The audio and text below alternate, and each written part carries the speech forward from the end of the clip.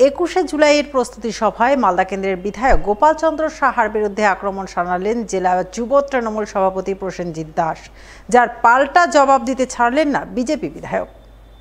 আগামী 21শে জুলাই তৃণমূলের শহীদ সমাবেশ। কলকাতার ধর্মতলায় রয়েছে সমাবেশ। সেই সমাবেশে দলীয় নেতাকর্মীদের উদ্দেশ্যে বার্তা দেবেন তৃণমূল সুপ্রিমো মমতা বন্দ্যোপাধ্যায়। তাই ধর্মতলায় দলের শহীদ সমাবেশ সফল করতে সারা রাজ্যের সাথে মালদা জেলা জুড়েও জোরদার প্রস্তুতি শুরু করেছে তৃণমূল, যার অঙ্গ হিসাবে মালদা বিধানসভা কেন্দ্রের যাত্রাডাঙ্গা অঞ্চলে প্রস্তুতি সভা করেন জেলা যুব তৃণমূল সভাপতি প্রসেনজিৎ দাস। সেখানেই বক্তব্য রাখতে গিয়ে তিনি মালদা কেন্দ্রের বিজেপি বিধায়ক গোপাল চন্দ্র সাহার নাম না করে তার বিরুদ্ধে আক্রমণ শানান। বিধায়ককে খুঁজে পাওয়া যায় না, সাধারণ মানুষ তার কাছে কোনো পরিষেবা পান না বলে অভিযোগ করেন। বিজেপির যিনি বিধায়ক আছেন, বিজেপির যিনি সাংসদ আছেন, বিজেপির নেতৃত্বে পঞ্চায়েত সমিতি চলছে, রাস্তার বেহাল কেন উত্তর দেবে বিজেপি? রাস্তার অবস্থা খারাপ কেন উত্তর দেবে বিজেপি? পঞ্চায়েত সমিতির নেতৃত্বে একটা কাজ মালদায় হচ্ছে না, বিধায়ককে খুঁজে পাওয়া যায় না। 4টা দেহরক্ষী নিয়ে মানুষ তার কাছে যেতে পারে না, সামনে যেতে গেলে মানুষকে ভাগিয়ে দেওয়া হয়, মানুষ রেসিডেন্সিয়াল সার্টিফিকেট পায় না, স্কলারশিপের ফর্মে, আধার কার্ডের ফর্মে সিগনেচার করতে এমএলএ কোথায় তাকে খুঁজে পাওয়া যায় না। জেলা যুব তৃণমূল সভাপতির এই অভিযোগের জবাব দিতে ছাড়েননি মালদা কেন্দ্রের বিজেপি বিধায়ক গোপাল চন্দ্র সাহা। তিনি পাল্টা জেলা যুব তৃণমূল সভাপতিকে বহিরাগত আখ্যা দিয়ে তার কড়া সমালোচনা করেছেন। নতুন দায়িত্ব পেয়েছেন তৃণমূলের, জেলা সভাপতি হয়েছেন তিনি, তো মালদা বিধানসভা সম্বন্ধে তার কোনো অভিজ্ঞতা নাই। উনি কালকে অভিযোগ করেছেন মিটিংয়ে তৃণমূলের যে মালদা বিধানসভা বিধায়ককে খুঁজে পাওয়া যায় না। উনি জানেন উনি থাকেন কোথায়, ওনার বাড়ি কোথায়? মালদা বিধানসভাতে। উনি তো বহিরাগত লোক, এখানকার লোক তো তিনি না। উনি ভোটার কোথাকার? মালদা বিধানসভার তো না।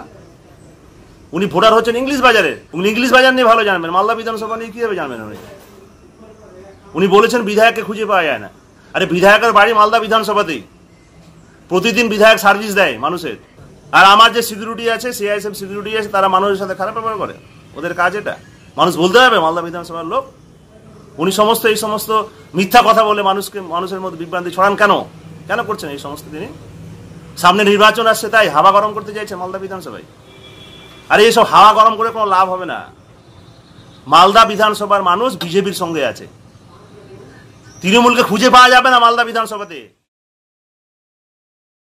বাংলার বাড়ি প্রকল্প আওতাভুক্ত উদ্যোক্তাদের কাছে তথ্য সম্প্রচার ও তাদের গুরুত্বপূর্ণ মতামত জানতে এক আলোচনা সভা হয়ে গেল পুরাতন মালদায়। শনিবার পুরাতন মালদা পৌরসভার উদ্যোগে এই আলোচনা সভা অনুষ্ঠিত হয় মঙ্গলবাড়ি এলাকার এক বেসরকারি লজে। উপস্থিত ছিলেন পুরাতন মালদা পৌরসভার চেয়ারম্যান কার্তিক ঘোষ সহ বিভিন্ন ওয়ার্ডের কাউন্সিলররা। তাদের নিয়ে পৌরসভার চেয়ারম্যান প্রথমে বাংলার আবাস যোজনার উপভোক্তাদের কাছে দ্বিতীয় কিস্তির টাকা পাঠানো শুরু হয়েছে বলে জানান দেন এবং দ্বিতীয় কিস্তির টাকা পাওয়ার পর উপভোক্তাদের সেই টাকা দিয়ে দ্রুত আবাস নির্মাণ কাজ শেষ করার আবেদন জানান এবং সবশেষে আবাস যোজনায় কেন্দ্রীয় বঞ্চনার অভিযোগ তুলে তিনি সুর চড়ান।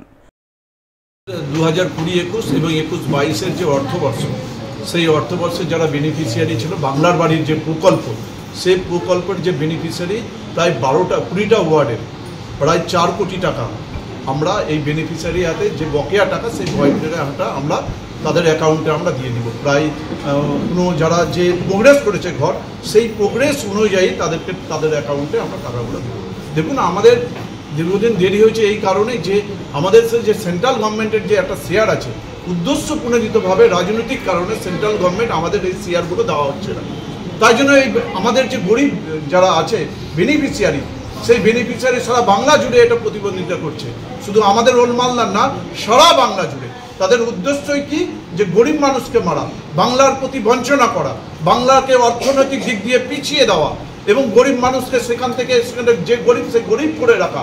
কিন্তু আমাদের রাজ্যের মুখ্যমন্ত্রী মমতা বন্দ্যোপাধ্যায়, যিনি আমাদের রাজ্যের মানবিক মুখ, তিনি সবসময় আমাদের গরিবদের পাশে রয়েছেন এবং মানসিকভাবে এবং তার সঙ্গে অর্থ দিক দিয়ে সব দিক দিয়ে তিনি গরিবদের পাশে আছেন এবং বিগত দিনে ছিলেন, আগামী দিনেও আছেন এবং সেই জন্য তিনি এই অর্থবর্ষে যে টাকা, সেই টাকা তিনি প্রদান করেছেন।